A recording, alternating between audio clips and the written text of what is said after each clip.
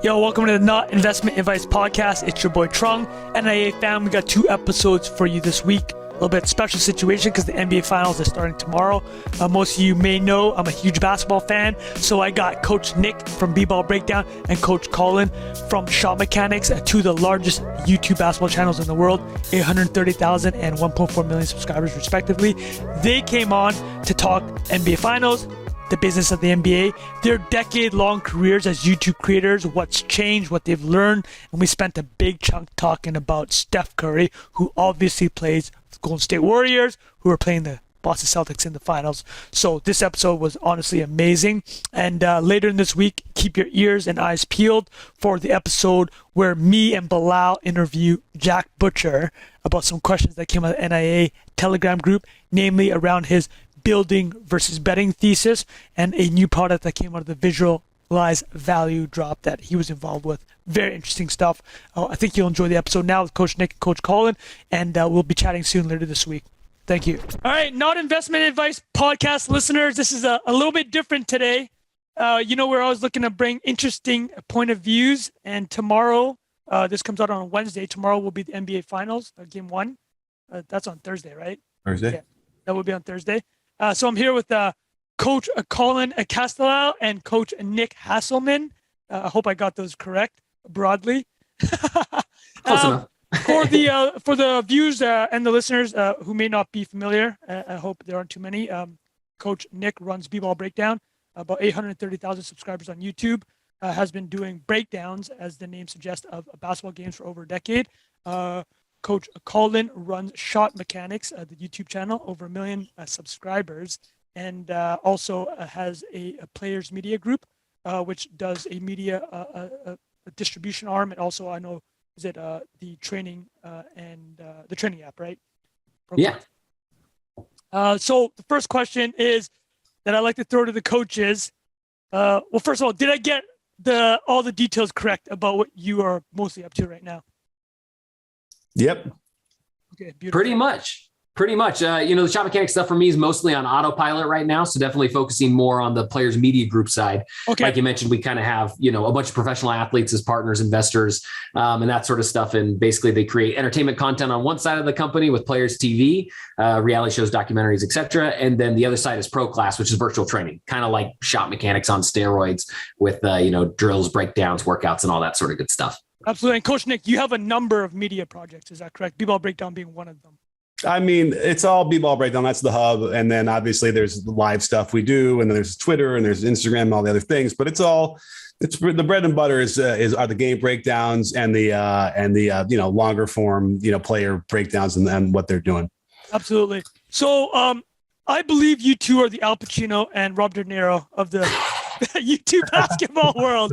So what I want to ask, you'll take it. So before we hopped on this call, I did ask if you two, because of the history on basketball YouTube, NBA YouTube, you have connected in the past. How often have you interacted over the past decade and have been watching each other's rise basically come together on the similar platform?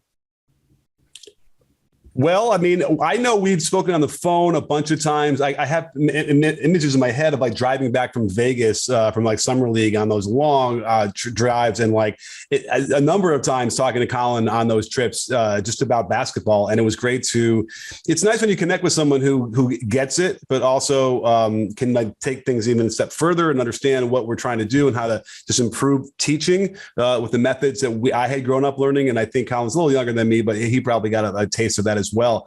So, there's 2 ways that coaches can respond to a lot of the things that I'll talk about as far as the out of the box stuff or the pushing the envelope. And a lot of times it's negative and just terrible. And it's like, why, I get it. If you want to react and say, that's just not for me. Okay. But there is a subset that just simply wants to tear you down and be really mean and awful. And then Collin comes along and he's like totally taking everything that we were doing and expanding on that, and then figuring other things out that were always really cool. So it was great to be able to connect with him and just know that he was always open to whatever we were talking about and how much we wanted to push things.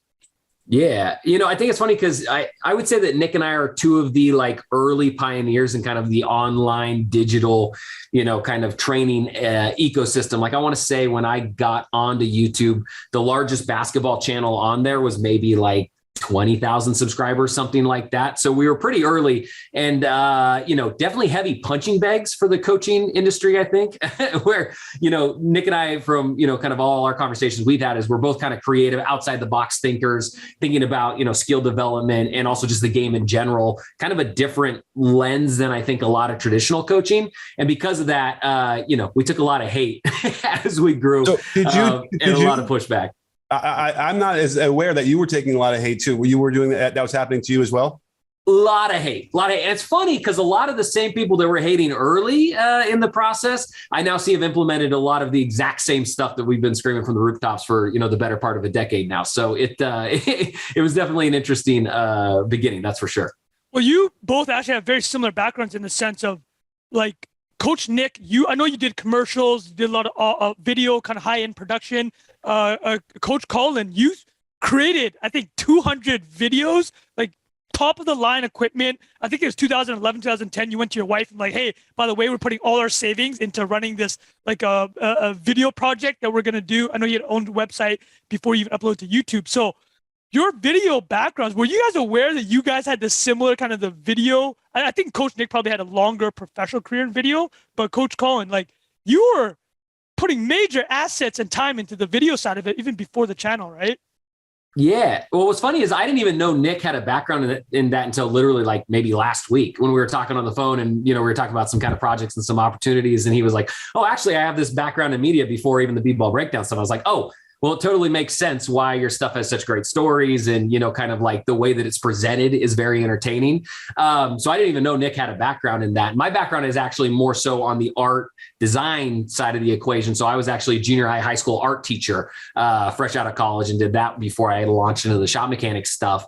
So yeah, I think we both have like that kind of creative mindset of like not only a problem solving, but also just kind of thinking about the game, not necessarily from the traditional aspect. And so I definitely think the creativity comes from that for sure.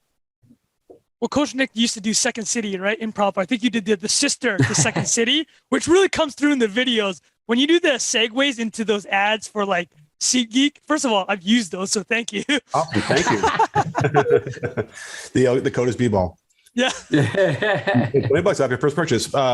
Yeah. Well, it's funny because I like in my journey, like Slumdog Millionaire, that movie where he gets to, what's the You Want to Be a Millionaire TV show. And no one can believe he has all this amazing information and knowledge. But when you trace his whole crazy life, everything puts together like, oh, that was really helpful for this. And this was really helpful for that. So I've realized at this point in my life that like improv really helped with this. I was a teacher. I taught art as well in the high school level. I was I worked on films and commercials for years and years.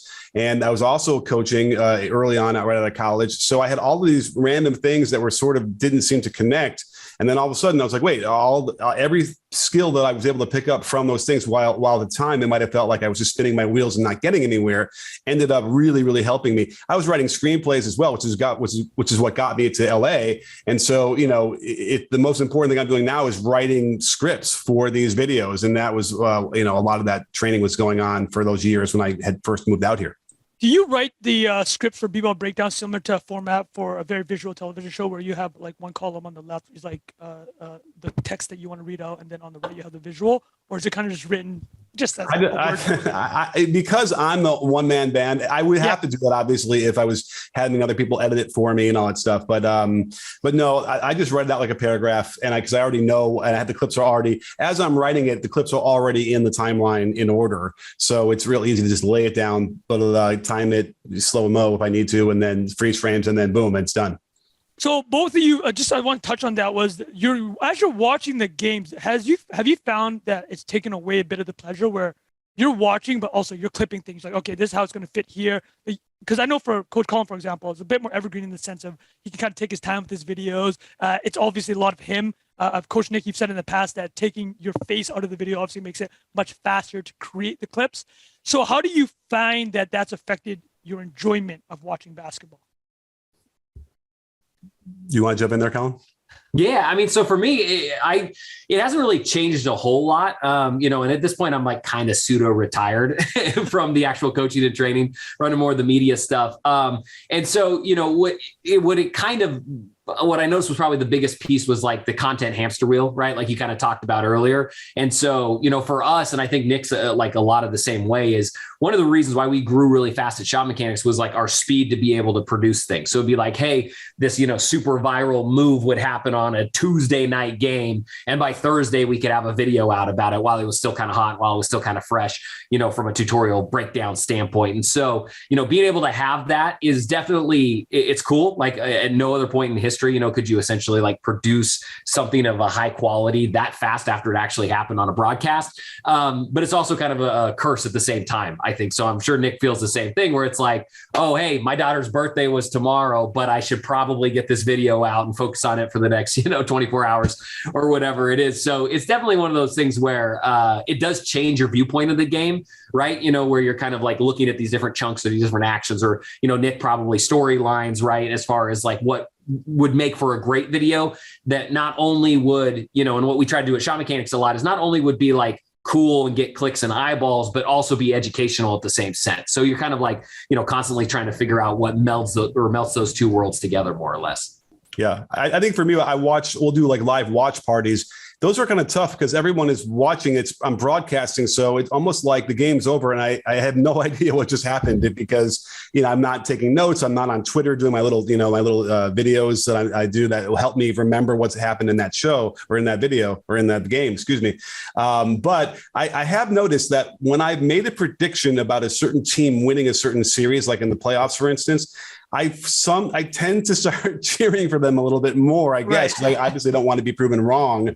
So I've noticed that recently has been the thing. Like, I'll just tell you, the Celtics and the Heat, like, it was so completely clear to me the Celtics were going to win that series based on all the evidence we'd had through 4 games.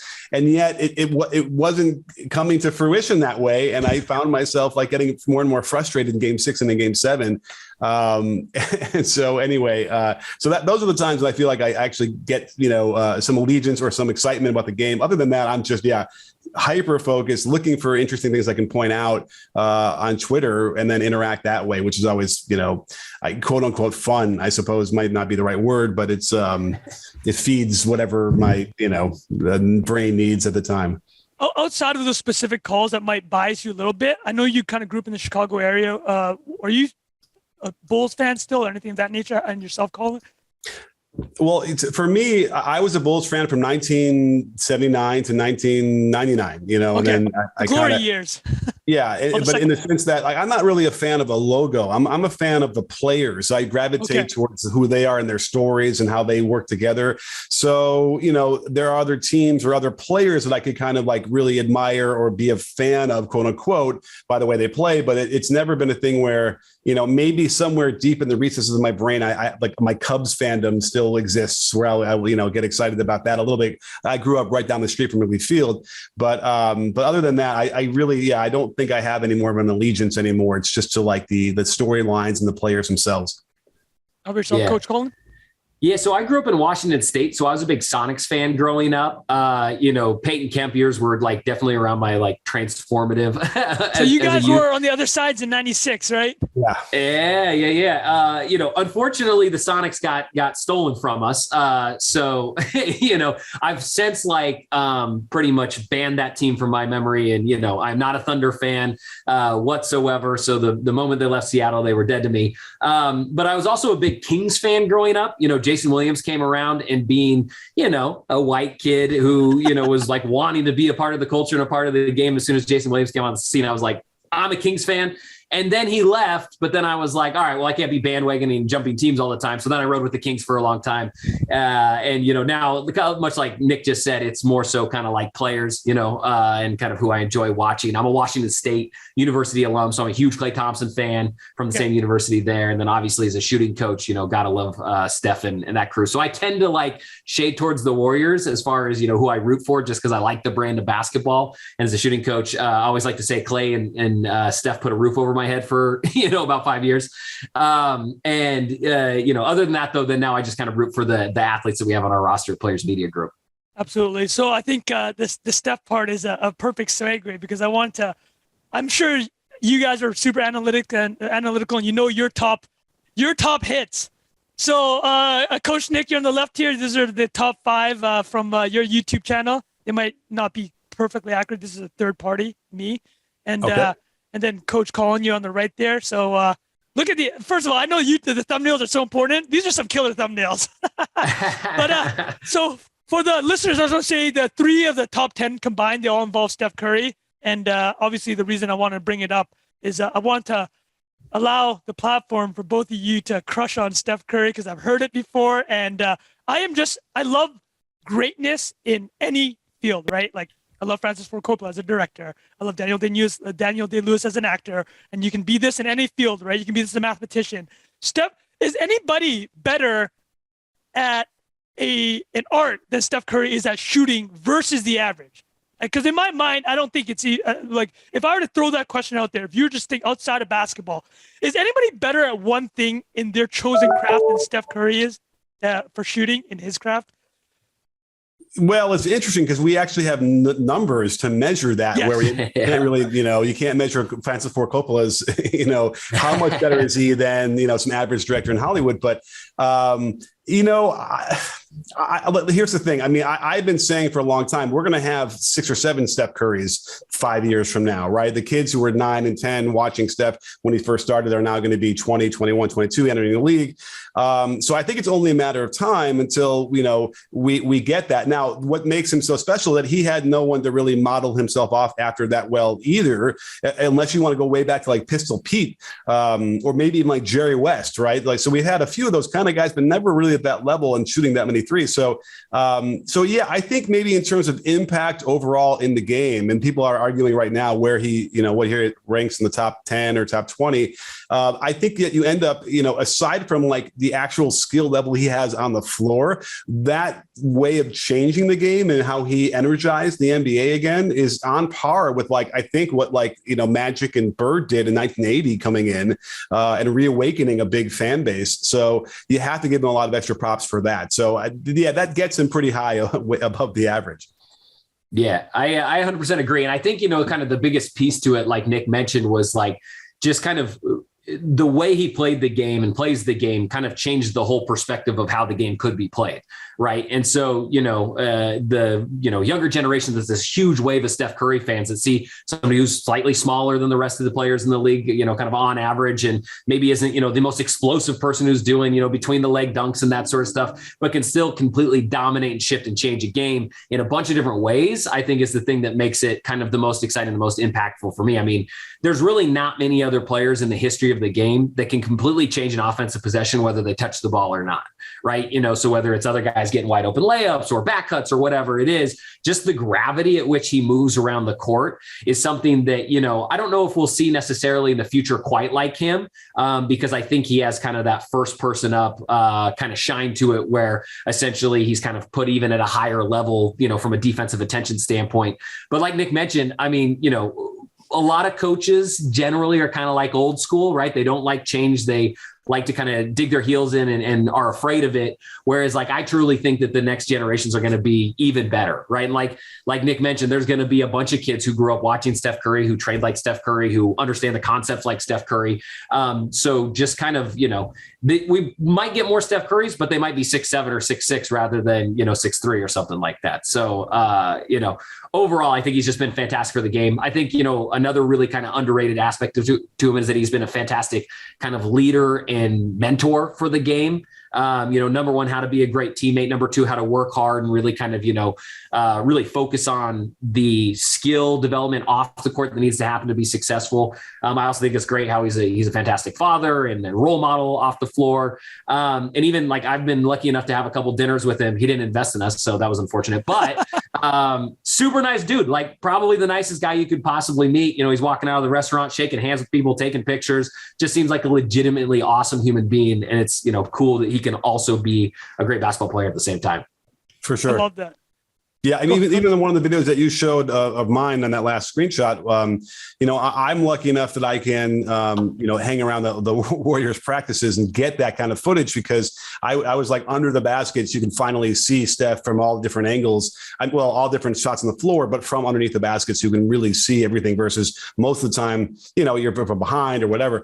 And it's funny because the coaching staff doesn't always want me to even talk to him much. They're so worried that I'm going to ask him a question that's going to like get him thinking about what he's doing and then maybe start missing, which is virtually impossible. I don't think you can ask him anything. But by the way, I'm not even sure he thinks a lot about it in a way. He's got incredible trainers that run him through the stuff, but I think he's so instinctive and reactive. But he's always very nice. And he always like kind of maybe gives me a slight smirk when he sees me, knowing that like I'm the guy who's going to ask him the one question was like, hey, do you intentionally keep your arms bent as you're catching the ball versus like reaching out, which is what a lot of players might do and then have to bring it back in and then shoot it? And he's like, I don't know. He literally, I don't think he thought about it, but what he had was through the process of the thousands and millions of shots he's taken, I think he realized, and that's another thing like what Collin and I would do with the details of his shot is, you have your arms already kind of bent into that shape of your shot while you're catching it. So you don't need to add another movement to that. Certainly I use that when I'm coaching now, and it like people look at me like I'm some sort of wizard when I do that, because they're like, wait, this is so much better. And I'm like, yeah, I just saw Steph do it once or every time. I loved how you mentioned the coaches were a little bit hesitant to have you kind of break his flow, because that's clearly what he's in. Have you both read or either read the book Levels of the Game about tennis? It's about yes. Arthur Ashe. So Collin, I might be butchering it, but my big takeaway from the book was that there's just this another level that you can reach as an athlete, right? Where you stop thinking about the game, and these small things, like you said, where you start having doubt, or you start, if Steph Curry starts thinking, oh, is my elbow like a little bit too far out or too far in, it will literally affect his ability to be that caliber of a player, right? So the question I kind of had was, what is one thing that like an average Joe like me does not realize about what makes Steph Curry so special? Is it like a one? Does he load his legs a certain ways? The way he looks at the rim, or is it one special thing like that that really stands out to you? Good question. I think specifically when it comes to shooting instruction and shooting development, our whole thing at ShotMechanics, and the reason why we were kind of, I was considered a renegade in the space for, a decade was, my kind of personal philosophy was always that it's not like one specific thing, right? And so you can be a great shooter with a handful of different mechanics, a handful of different techniques. Sure, there's 5 to 10 of them that kind of, pop up a lot, and you could try to optimize. But for most of the time, we really kind of looked at everything as like the power of an individual, right? We're all different sizes. We're all different athleticisms. We have different arm lengths, different hand sizes, different torso lengths, right? There's kind of all these variables that go into like, kind of this very body biomechanical movement. And so there's certain things that Steph does that are more optimized, that if most people did at least one of them, they probably drastically increase their shooting percentage. What that one thing is probably depends on the person, right? So from Steph, I think the thing that's kind of the most interesting about him specifically was there's kind of 2 myths, and I think Nick will probably, back me on this one. There's kind of 2 main myths that we've all heard shooting the basketball growing up that Steph does the opposite of.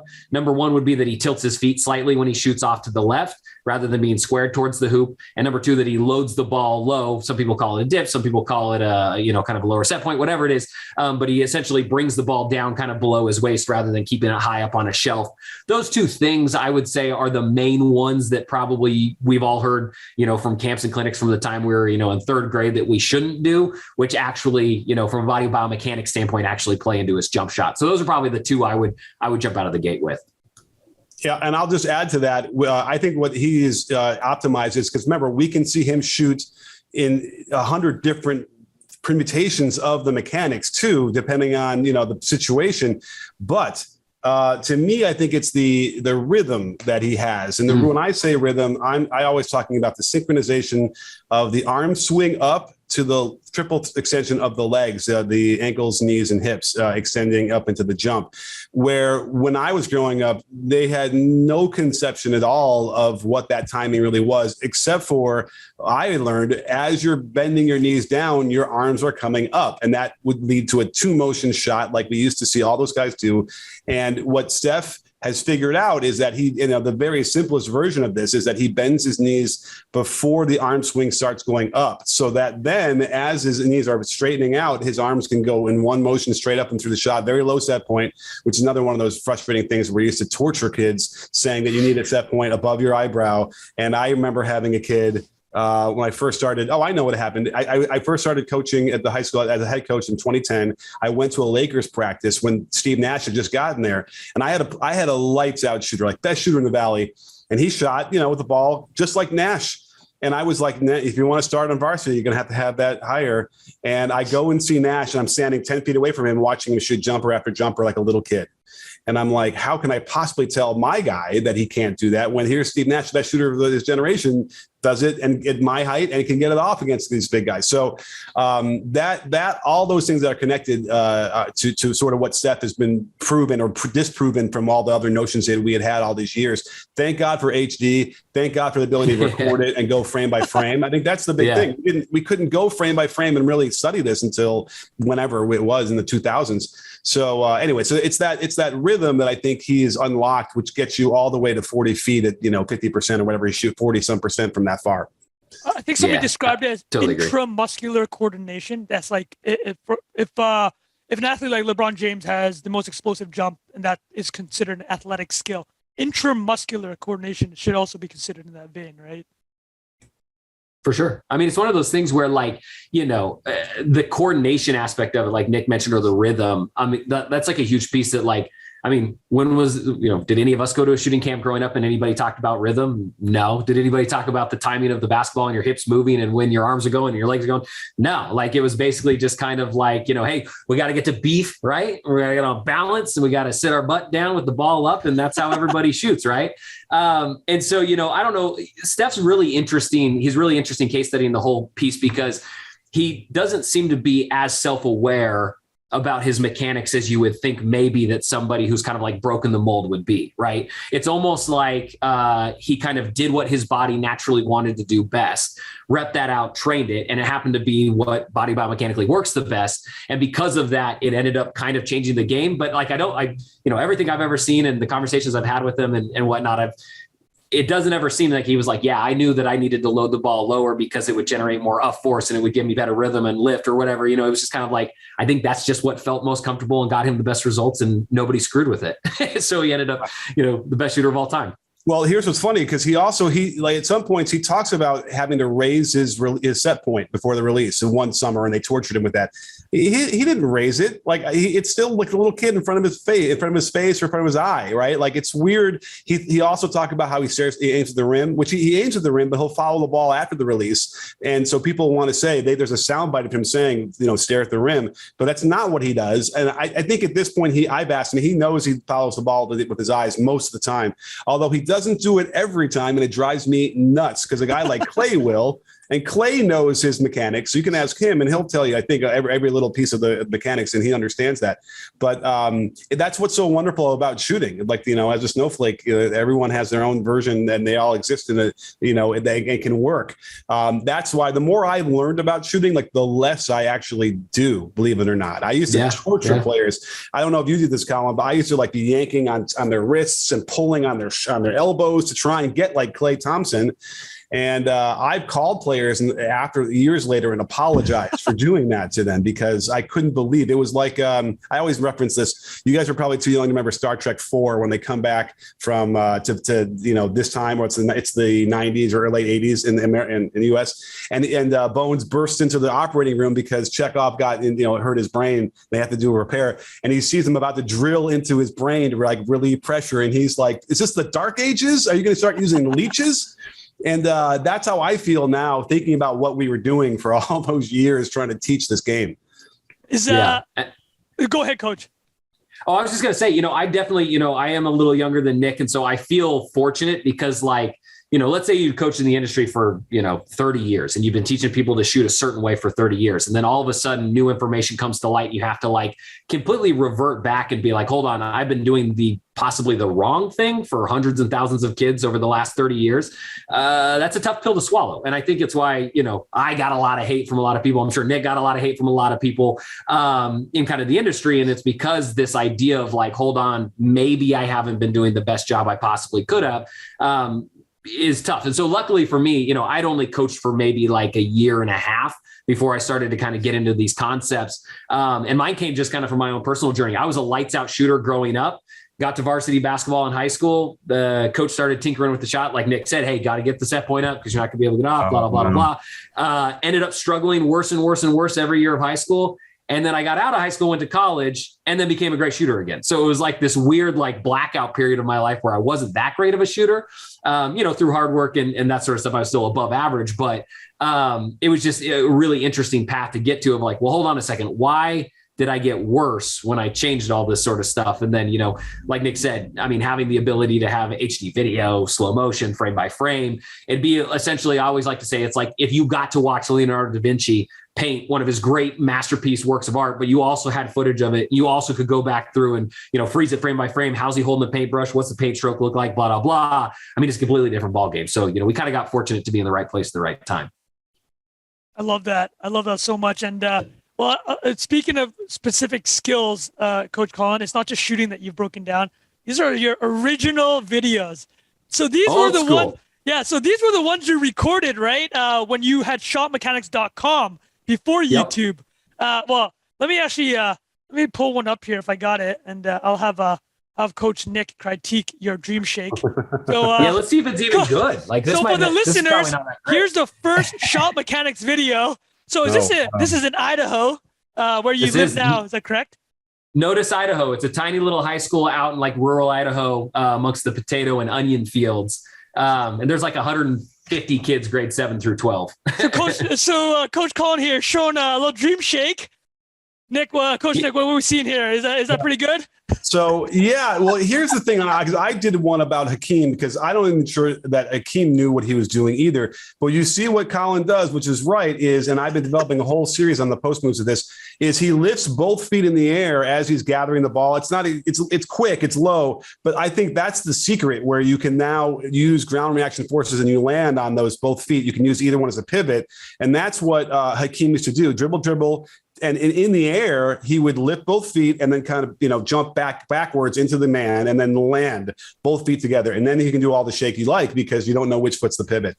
That Collin is doing it right there. And that's the thing where I'm always trying to watch Hakeem when he works with all the other NBA players he's had recently. Like, I don't see him talking about that. And I don't know if he has. I did one with Joey Burton, what is time, 2 years ago. And he showed some Kobe Gallup stuff. And I was like, we built off of that too, where it was like, did Kobe just kind of figure it out? Because I can tell you, no youth coaches, at some point up until very recently would have been teaching like Gallups and lifting both feet like that. You know what I mean? This wasn't in the curriculum for most coaches. So that it's really cool to see from even back then.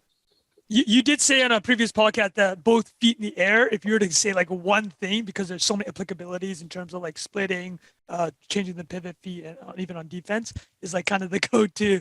It's the secret. Wait, so I can't believe this. You've listened to like probably everything I've ever done. How do you know? I go deep. I actually haven't had a chance to do these interviews in a while because our podcast is usually with myself, Bilal, and Jack. But I'll do one for you, Coach. This is going back.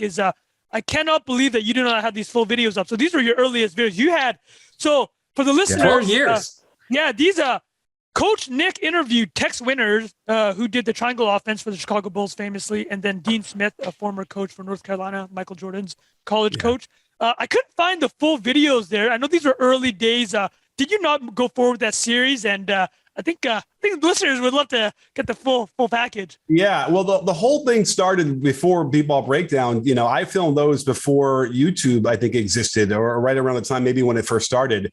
I mean, literally lugging the equipment around, because I could do that with an iPhone now, right? And need any lights, but I had to drag all this stuff around. But in the beginning, B-Ball Breakdown was going to be probably like a Ken Burns style documentary on the history of basketball. Amazing. And I started I was a high school coach in the Valley in LA, right when Phil and Tex got hired to coach the Lakers. And I had grown up in Chicago. I known the Triangle just by watching it all those years in the stands and just sort of having some sense of it. But the head coach at the time was looking for something new. He was running Bobby Knight's motion offense. It was so much of this so much wasted movement and energy. So he was looking for something. I said, you should try looking the triangle. And he's like, then Michael Jordan just scores whenever he wants to. They don't really do anything. Meanwhile, he watches a Lakers game from the preseason, right? And then they're running the strict triangle. He hadn't probably ever really watched it because remember, in 1999, it wasn't so easy to watch East Coast games if you were on the West Coast, right? Yeah, so league pass replays. Yeah, like here's the thing. Like Gary Payton wasn't that impressive to me. I didn't really know him much besides what I saw in the finals in '96, right? But apparently he was really great. But great enough to get in the Hall of Fame. So, but to make a shorter version of the story, he's in love with it. He can't believe the reverse action, all the movement. This is great. This is what I've been looking for. We go to the summer league for the NBA, which was back then was in Long Beach at the Pyramid. We were wearing our coaches' jerseys. We have a clipboard, so we look more official. And we try and walk down on the floor, which, by the way, anybody could have. There was no security at all. I grabbed Tex, who's walking by, and then next thing you know, I'm going to his house in Oregon, and we're hanging out. I actually, here's what I have you haven't seen. That's amazing. I got him and Herb Brown. So Larry Brown's brother, Herb, is another really long time, coach in the NBA as an assistant. And he was a head coach, I think, for a minute. I got both of them together and we interviewed them and comparing their childhoods growing up with basketball, one on the East Coast with Herb Brown and then on the West Coast with Tex Winter. And that's another thing I got to dig out that tape and transfer and release. So I started getting all these older coaches who were not going to be alive for much longer. Tex Winter, I got Bill Guthridge as well. And then that got me to Dean Smith. So I ran to Chapel Hill. That might be the last interview Dean Smith did, honestly, because he got sick not long after that. But he was really sharp. We talked about the history of basketball. We talked about him playing. We talked about the racial component of how he had to break a lot of barriers as a coach early on at Carolina. Thank you for bringing that up because I'm now excited. I have to find it as we're moving to offseason. Dig it out. You got to dig it up. Well, so I have more. I have Pete Newell. I got at least a couple hours of Pete Newell, and again toward the end of his life as well. And a really funny story. I'm friends with Greg Newell in a random way through a high school out here at a tournament, and I just randomly walked out to get some fresh air at the tournament. He's just sitting there smoking a cigarette. I'm like, hey, I'm Nick Hausman. He goes, oh, I'm Greg Newell. I'm like, well, that's a pretty good name to have if you're into basketball. And then next thing you know, it's actually Pete's son. So and he didn't know I had done that interview with his father. His father had passed by that point. And so it was a really nice thing for him to see his father alive again and in a way he had never heard him talk about before. So the bottom line for all this, though, is I want to say for coaches is that I think the best way to become a really good coach is to study the history and study that old footage and look at how the evolution of the game has moved, because I think you have a more intrinsic understanding of the X's and O's that way. I love that. I love how you said Ken Burns of basketball. Ken Burns obviously did the Vietnam War documentary. I watched with my parents. It was pretty intense, and I've watched all his other history stuff. But the reason why I wanted to touch on Ken Burns, obviously storytelling narrative. Both of you involved in media, spent a decade, and have different ventures now, very specifically in media. So the reason I bring this up for Michael Jordan as the greatest player of all time, which I believe, and I think what makes his argument impenetrable is the narrative part. It's the 6 for 6, never lost in the final. So I like to throw it to you is that myth so unbeatable that he will just never be ungoated? It's there's just no range of accomplishment that could ungoat 6 for 6 with the narrative of coming back. And this is from a purely narrative loving individual. That's a good question. I'll take a stab at it first here, Nick. So my thought is it's probably going to be pretty hard for anybody to kind of unseat that. I do think, there are going to be people who are possibly more skilled, more talented, just by the way that skill developments come, by the way that taking care of your bodies come, right? Even if you look at LeBron, just like the number of minutes and games and miles he's been able to put on his body and still stay relatively healthy throughout the whole thing is just an incredible feat in and of itself. So I think there's somebody who's going to get more shots or more cracks at the plate, kind of so to speak. The thing that's interesting about the Jordan piece specifically is that, it was kind of the two eras, right? And who knows what would happen during the baseball era. And so I think that kind of mystique, and I think a lot of people kind of just chalk those 2 years that he was gone up to him being great and he would have won anyways, where there were some really, really good teams around the league in those 2 years. So, would he be 8-0? Probably not. I don't think, the Houston teams are pretty darn good through there, as well as a couple other. But I think from a narrative perspective, it's going to be hard to top, especially just because the amount of talent in the game is so, I would say there's a lot more talent just in general. And then also you add the variance of the 3-point shot and how many people are shooting threes and that sort of stuff. I think it's going to be harder for somebody to win that many just because there's more kind of moving targets. So I think it's going to be difficult. Yeah, I think that it's the mindset, though. We haven't really encountered someone who was both like the best defender and the best offensive player. This whole notion of two-way player is kind of ridiculous now. But like here was a guy who was so ferocious on both ends, played 40 minutes a night. And you wouldn't have had more than like a half of him being off, and missing shots or not scoring it normally. He'd come out in that second half and just destroy you. Or God forbid you say anything to him that was some sort of trash talk, would invariably end up being embarrassing. If not right away, then he'll get you in the next one. So we really haven't had that. I mean, the league has kind of turned into a bit of a, guys are more friendly with each other and all that stuff, which is whatever. And it's not to say that, Michael wasn't friendly. And I think he probably used that to his advantage against some of those guys like Barkley. But pound for pound, like it's just the weight of his impact. It was so great on both sides of the floor. I haven't seen that. I haven't seen it from LeBron. Listen, you have to split in minute hairs here. And, like LeBron has had some moments in the finals that have made you scratch your head, and Michael it never did, really. So it's like, if I have to pick between those two, I got to pick Michael. But, LeBron's is going to be like the 1B of that discussion, until maybe somebody else comes along. But having grown up in Chicago, having gone to all the games at home from 85 on, either I'm biased or I'm the kind of guy who actually got the chance to see all of it and know and is better informed than others. So I haven't seen it yet. I haven't seen anyone come along who's matched all those boxes and checked all those boxes that he's done.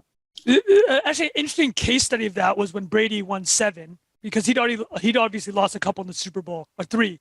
And people were, the argument basically he had said after he won 5, he's like, I'm only chasing Michael Jordan now, right? It's like, I'm no longer chasing somebody in the NFL. I'm chasing American team sports. It's Michael Jordan. And then he goes on and wins 7. And then basically now the argument becomes, is 7 better than the 6? And the argument becomes 6 for 6, right? So like I saw that, like, I think this 6 is going to hold tight. I think Jordan's going to be able to hold this 6 for 6. It's pretty impressive. It's pretty impressive. The football one's tough too, because it's like 11 players, and But I listen. I'm not. I can't talk about football. I haven't watched football really for since college. So, well, I wanted a small pivot from basketball specifically to more the YouTube. YouTube has Coach Collin. I've heard you talk about how much YouTube has changed since you started, and you mentioned that you're a bit more autopilot YouTube. But a lot of your content is evergreen, so that stuff's going to be searched forever. Coach Nick's probably 50-50, just based on, obviously you're doing a lot of real-time stuff, but also a lot of historical related stuff. How has the platform changed in the past decade? And the second question to that is, can you become a creator? What are the skills necessary in today's YouTube world versus 10 years ago? That's a good question. Nick, you want to go first or you want me to? Well, I was just talking way too much, so why don't you jump in there? Okay. I think YouTube's changed a lot, and I think specifically about 2 years ago, they had an algorithm change that, at least on my end, from an education perspective, was not a great change, where they kind of started pivoting away from it being, like the number 2 search engine in the world, and really kind of like YouTube was a place where some of it was entertainment, some of it was educational, some of it was, hey, my lawnmower is broken, I'm just trying to figure out how to fix it, to really kind of leaning into the entertainment side of the platform, right? So really kind of optimizing for watch time, platform sessions, all that sort of good stuff, where, basically they're trying to keep you on platform for as long as possible. Doing what we did at ShotMechanics was kind of like the worst possible business to be in with YouTube when they switched, because, as a coach and as a trainer, if somebody comes looking for the solution to a problem, right? Hey, how do I shoot better? How do I dribble better? Whatever it is. And they watch one of your videos, they get the answer, and then they leave to the gym to go practice it. It's kind of not what YouTube wants now, right? So I'd say that that's probably like the biggest change, where they want things that are more topical, things that are more entertainment based with longer watch times and all that sort of stuff. So, now as a creator, you find yourself, hey, I could very easily teach something in 2.5 minutes, but now I'm trying to figure out how to make it like 6.5 minutes. So I think from an education perspective, it's changed a lot, and honestly, not as good as it used to be from kind of that educational side of the aisle. From the entertainment side of the aisle, it's taken off, and there's still a lot of great stuff to do with it. But, because ShotMechanics was very much skill development related, it's definitely, it's one of those things that you kind of just got to change and adapt. With that being said, we still do just over 1 million views a month on average on kind of autopilot evergreen, because there's always people who are still kind of searching that sort of stuff and wanting to learn about basketball and basketball training. I've actually very recently had a very interesting switch in my analytics. I checked them last week for like the first time in probably 5 or 6 months. And for the first time ever, the US is not my number one demographic for viewership. So it's actually the Philippines now, which is super interesting, because it used to be the Philippines was maybe like 3 or 4, somewhere in there, big basketball fans over there. But now they've kind of jumped the US in viewership as far as like the evergreen content goes. So it's been pretty interesting to see how that shapes up. And who knows, maybe we'll see kind of a boom of, Philippine NBA players in the next like 5 to 10 years, because it's kind of taken the country over by storm. My wife's Filipina, and I've been in Manila a lot. They definitely love hoops. They love their hoops, man. It's crazy. No, they're more in love with the NBA than we are. Yeah. Yeah, probably on a per capita, because they don't have the other competing sports, right? They're just like, it's all NBA. Yeah. And and I got a buddy who's like a Nightwing, the shoe reviewer guy. I don't know if you guys are familiar with him. Sure. So he was telling me a funny story. One time he went to Manila for some like kind of sneaker convention or whatever. And his handler guy was like, hey, so we'll pick you up at this time. We'll take you to the convention center. And he was like, it's cool. I'll walk. It's just like a couple blocks. And the guy was like, you sure? And he was like, yeah, I'll walk. No big deal. I was like, all right, cool. And at the time, he maybe had like 200,000 YouTube subscribers or something like that. And so he goes outside and just starts getting like mobbed by people. And there's this like huge group of people that are like following him through the streets. And then he gets to the convention center and gets mobbed there. And he ends up having to get like, essentially escorted out by security. So the Philippines, they love their hoops culture just in general. Yeah. 100%. It's funny because my buddy is Tim Cohn, who is like the Phil Jackson of the Philippines, the PBA. Oh, and like a huge chunk of my audience is from the Philippines. Okay. And he has described what you just described, if that would happen if I were to get there and walk around as well. And I'm like, oh, okay, let's do that. So I've been trying to get to the Philippines for a long time and do a clinic or something. It's hard. It's far away, but one of these days it's going to happen. And I do sense that there's a lot of fans, certainly the NBA there too, who are really just so passionate about it. So it would be amazing. Yeah. And Coach Nick, how about yourself? How have you seen YouTube change over the past decade? Well, it's interesting that you said the algorithm had changed a couple of years ago, because for me, something had changed right around when the bubble happened, at least as far as interest in the NBA. So I started dealing with a lot of trouble trying to figure out how to get more people to watch the videos. I used to have sort of a 45-degree growth year over year for 5, 6, 7 years. And then it really hasn't happened that way since then. And I still kind of maybe like recovering, I suppose, from that. Clearly there was a lack of interest in the NBA. Like their ratings were going down. The game wasn't being played the way they wanted to. And I was struggling to figure out like, how are we supposed to make this work? Now, that said, I'm making like more money than I've ever made. So I really can't complain per se. But when I'm looking at my trajectory on subs, I mean, I should be way past 1 million subs by now, but like something fundamentally changed. And there are people always calling me, hey, I'll consult with you. Give me like $10,000 and I'll tell you to fix your thumbnails. I'm like, oh, I don't know if I need but I will say that there was the moment that it really, really took off, because I was kind of doing nicely. It was kind of growing. But at some point, it was funny. There was a kid who called me and he goes, I just graduated with a marketing degree and I love your stuff and I can help you. I'm like, all right, fine. So he goes, all right, if we we move these ads that you're doing, the integrations to the middle of the video instead of the very beginning, you're losing 30% of your audience in the first 30 seconds because they're pissed because they already got an ad from YouTube and now you're giving them an ad. I'm like, okay. And it's like, and then if you change the music and make it more epic, and you change the titles and make them more, clickbaity, I guess, and then and you make your thumbnails a little different, that'll really help. So I did all those things, and one by one, and God knows, love it. That really was what caused a huge explosion. That was probably 2015, 2016. So clearly, those are still some of the big commodities. Is the thumbnail, right? Which I had never really. The most watched video I ever have has the worst thumbnail of all time. It's like actually if it's a freeze frame from the video. I didn't do thumbnails for the longest time. I wanted to get a freeze frame of the video because narrative violation right here. Yeah, it really is not. How can that possibly be good? But like that was my number one watch video for years. Just get people that was my downfall. I didn't believe in the beginning for a long time that anybody would want to watch me on the court teaching any basketball. I got so stuck on like, well, they're here because the basketball NBA footage. I'm breaking it down. That's what I want to see. But like that one did so well. And I probably missed out on a big opportunity back. That was, again, 2010 or whatever that was, because I should have been, if I were Collin, I would have made, branched out into a whole bunch of different things. I would have been putting all the annotations on the screen to get them there. I didn't have that conception. It was early on, so early on that it just didn't really work. And then by the time I kind of started to figure those things out, that video had gotten shoved down into the queue. So, but anyway, the big thing now is like the thumbnails got to be, they have to catch your eye. The first 5 words of the title have to really get you as well. That's probably the big thing these days, right? I don't even know if maybe hashtags are another thing, Collin, right? In the description that people do now that somehow maybe seem to help. Shorts apparently are the big thing that YouTube was pushing for a while.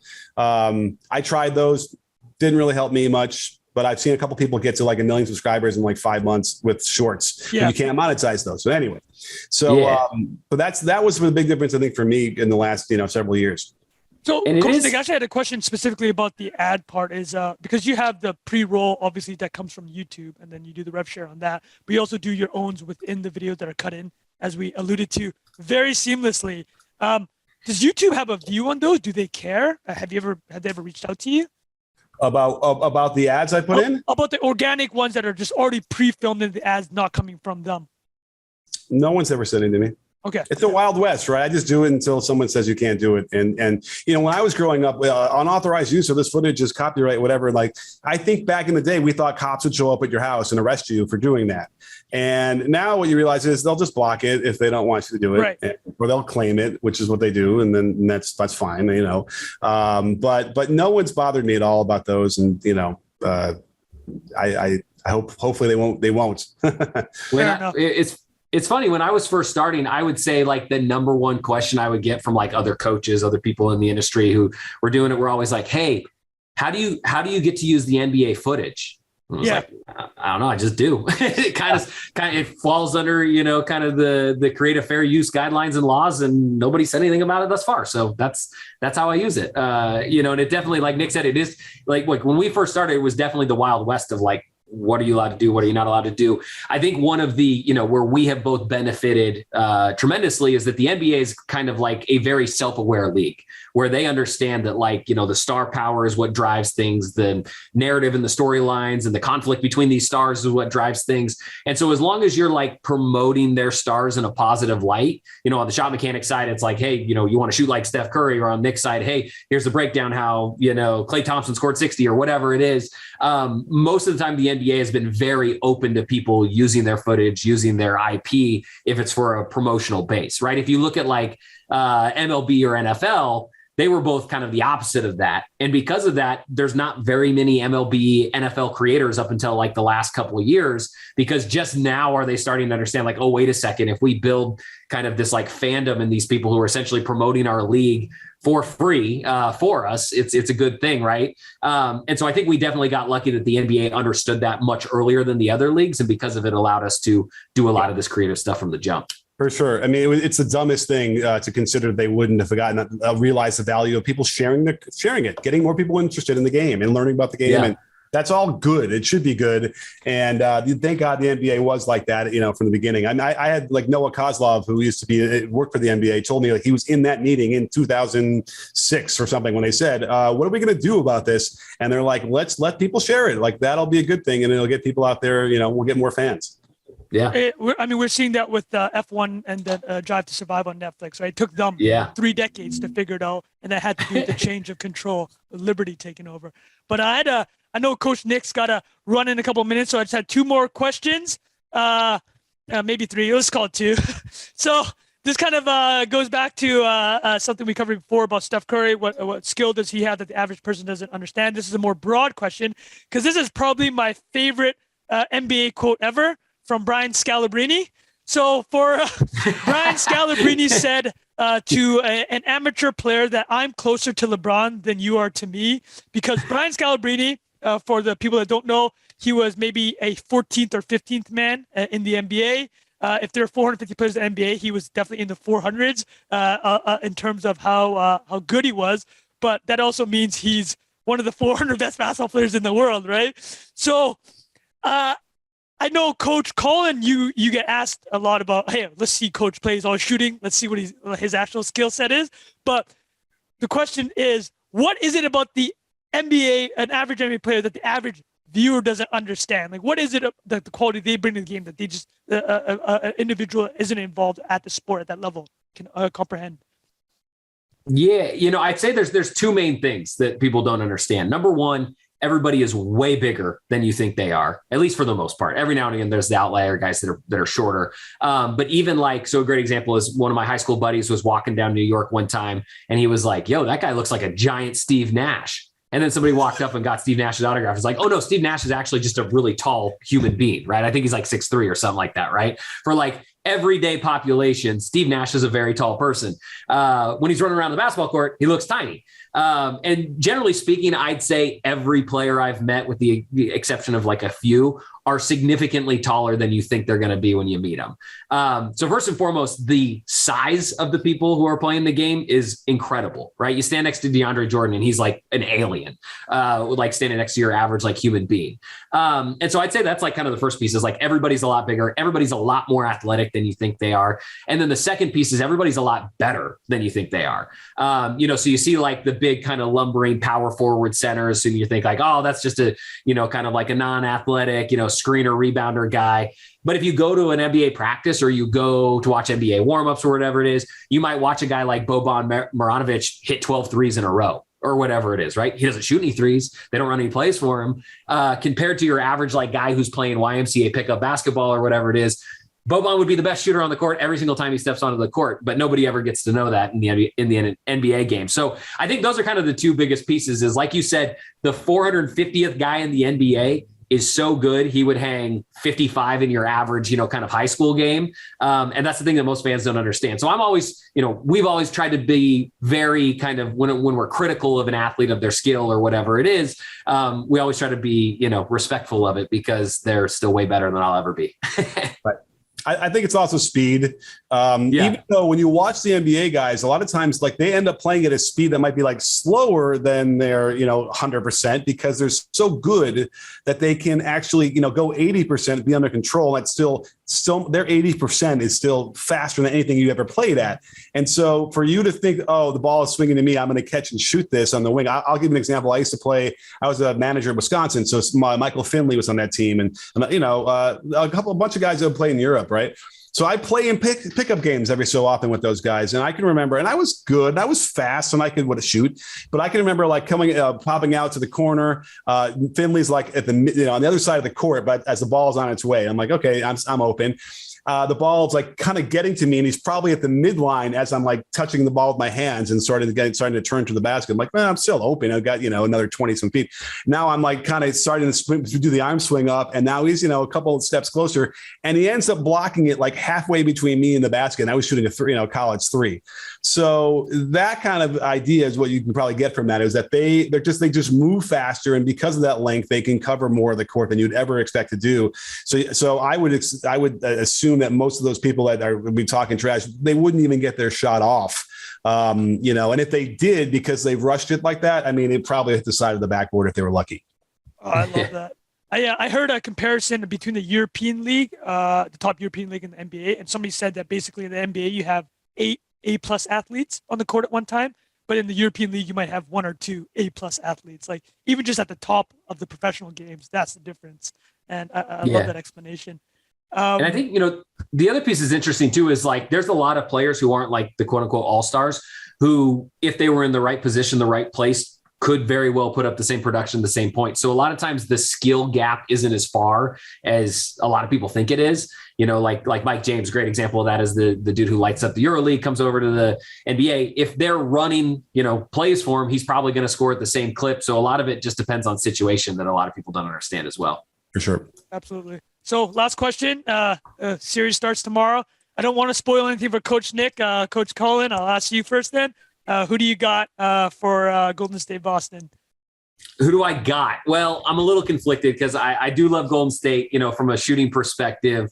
You got Clay, you got Steph, you got Jordan Poole. The shooting coach in me is like wants Golden State to win. And I love kind of, the motion, the movement, the back cuts, from like a basketball perspective, that's the kind of hoops I like watching. So I want Golden State to win on that standpoint, but I'm going to pick Boston just because their defense is absolutely lights out. I mean, I'm sure Nick can talk about that a lot more than I can because we don't call it defense mechanics, that's for sure. I do. So there, Peyton Pritchard, one of the Boston players I've worked out a couple of times. One of his high school coaches is a good buddy of mine. So definitely rooting for him and the success. Overall, I just want to see a great series, but I think Boston will edge it out because their defense is lights out. Coach Nick? No, if I had to use the Game 7 fourth quarter as an indication, then this is going to be over in 5 because the Celtics just have too many lapses where they kind of just forget how they're supposed to play. Even though for most of that series, when I kept calling it Boston's going to win this one because they're clearly the better team and they clearly have these huge stretches of time where they're playing really great. But they don't have any finals experience on that team versus what the Warriors do. And I think that's going to be huge for them. Warriors have home court advantage. So I'm going to call this for Warriors in 6. I think that's what's going to happen with that. I think that they remember this is the first time the number 1 and number 2 defensive rated teams have played each other in the finals for forever, for a long time. So however good the Celtics are on defense, the Warriors are just as good. And so that's what's going to be really fascinating. And I think it's going to be a glimpse into the future of the game. You'll have some probably ultra small ball lineups they're going to throw out there. And even though they go, Robert Williams and Horford, like traditional bigs to start, but you're going to see some small ball stuff that's out there. It's crazy. You're going to see the kind of skip passing and attack on the catch that we've been developing all these years into a frenetic, the half court's going to be frenetic. It's going to be almost like fast breaking in the half court. So you're going to get like motion sickness from what's going to happen in this game, in this series. And I'm all for it. I'm excited to see what's going to happen, but I suspect that we can point to this moment 10 years from now and realize that when the game doesn't look anything like it does now in 10 years, this is probably going to be one of the moments where we're looking at it going, wow, this is the glimpse that we got into the future. I love it. Thank you so much. Thank you so much, coaches, for the hour. Where can people find you and any exciting projects coming up? So Coach Nick. Well, if you type in B-ball, it'll autofill B-ball breakdown for you on YouTube. I've been doing it that long. And that's where you find me for, Twitter also as well, but Instagram. I have, by the way, Snapchat. I have a very successful Snapchat channel now, sponsored by Snapchat. So go watch it there. And it's really cool to watch it kind of like vertical, by the way. So a lot of stuff's there. And, who knows, maybe Collin and I will end up doing something together sooner than later. I would love to see both of you also just hooping one-on-one, maybe dream shaking each other. That'd be fantastic. Oh, wow. You see more jelly from me nowadays. It'd have to be a catch and shoot kind of contest for me. I'm sorry. How about yourself, Coach Collin? Where's the best place to find you? Yeah, you can find me at ShotMechanics on everything, no space, capital S, capital M. And, YouTube's definitely the biggest one that we focus the most on, but, have a decent Instagram following and whatnot. And then, kind of for the other media stuff, I check out playerstv.com. Currently, our channel is distributed in just over 200 million households and devices. So, essentially, MTV did for music and the Cooking Channel did for cooking, we're trying to do for professional athletes. Fantastic. Thank you so much. That was amazing. I'm sure our listeners will love it. Thank you. Thanks, Ron. Much appreciated.